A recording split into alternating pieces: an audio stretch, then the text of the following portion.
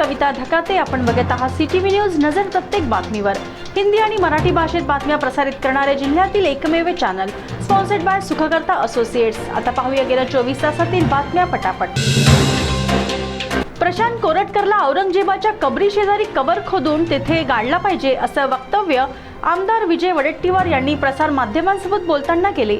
मंत्री आणि पोलिसांच्या सहकार्यानेच तो खुलेआम फिरत होता अशी ही टीका त्यांनी राज्य सरकारवर केली. प्रशांत कोरटकर याला तेलंगणातून अटक केल्यानंतर त्याच्या सोबत असलेल्या प्रशित पडवेकर यालाही पोलिसांनी ताब्यात घेताच विरोधी पक्षांनी टीकेची झोड उठवली आहे. काँग्रेस प्रवक्ते अतुल लोंढे यांनी तर प्रशित पडवेकर हा भाजपचा कार्यकर्ता असल्याचा थेट आरोप केला. मुकी धीरज चौधरी हा सुद्धा कोरटकर याला मदत करीत होता. त्यानंतर ज्या हॉटेलमध्ये कोरटकर थांबला त्या हॉटेल मालकावरही कारवाई होणार का याकडे सर्वांचे लक्ष लागले आहे. गोंदिया वन विभाग अंतर्गत चिचगड वनपरिक्षेत्रातील कक्ष क्रमांक 802 राखीव वनात गस्ती दरम्यान क्षेत्रीय कर्मचाऱ्यांना वाघाचा कुजलेल्या स्थितीतील मृतदेह आढळला. या घटनेची माहिती मिळताच वन अधिकारी घटनास्थळी पोहोचले आणि त्याचे शवविच्छेदन करून अंत्यसंस्कार करण्यात आले. या वाघाच्या मानेवर आणि शरीरावर दुसऱ्या वाघाच्या पंजाचे निशाण होते. विदर्भात उन्हाचा पारा वाढत चालला असून काल विदर्भातील ब्रह्मपुरी येथे सर्वाधिक 42.3 अंश सेल्सिअस तापमान नोंदविले गेले.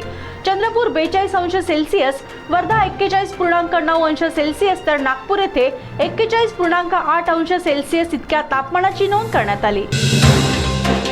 उपमुख्यमंत्री एकनाथ शिंदे यांच्यावर नाव न घेता विडंबन करणाऱ्या हास्य कलाकार कुणाल कामरा याला अटक करण्याची मागणी शिंदे समर्थक करीत आहेत. या प्रकरणी कुणाल कामरा याने न्यायालयात धाव घेतली. न्यायालयाने त्याचा अंतरिम जामीन मंजूर केला.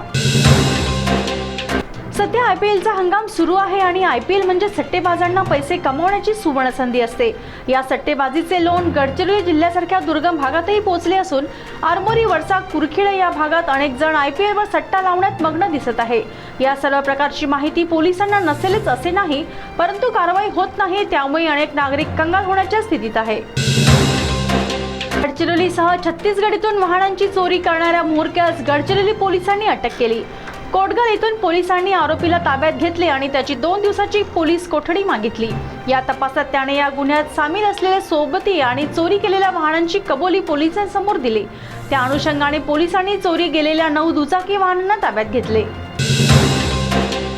ऑपरेशन सतारक अंतर्गत रेल्वे पोलीस दलाने चंद्रपूर येथून अवैध मार्गाने दारूची तस्करी करणाऱ्या इसमास ताब्यात घेतले. नागपूर रेल्वे सुरक्षा दलाच्या कर्मचाऱ्यांना याचा संशय आलाच होता आणि ही ट्रेन चंद्रपूरला पोहोचताच तिथे त्याची चौकशी करण्यात आली. त्याच्या जवळून विदेशी दारू जप्त करण्यात आली. जगप्रसिद्ध ताडोबा अंधारी व्याघ्र प्रकल्पात आता पर्यटकांना जम्पिंग सफारीचा आनंद घेता येणार आहे. HDFC विशिष्ट प्रकारे तयार करण्यात आली असून आरामदायी सुद्धा आहे आणि या जिप्सीमधून पर्यटकांना प्राण्यांचे जवळ निरीक्षण करता येणार आहे. सध्या स्थितीत 15 जिप्सी असून या जिप्सी रिसॉर्ट मालकाच्या आहे, परंतु त्याची नोंदणी मात्र वन विभागात केली गेली आहे. तर या होत्या आजच्या पटापट बातम्या. लवकरच भेटूया पुन्हा काही नव्या बातम्यांसह. तोपर्यंत अशाच बातम्यांची अपडेट पाहण्यासाठी बघत राहा सीटीव्ही न्यूज. नजर प्रत्येक बातमीवर. नमस्कार.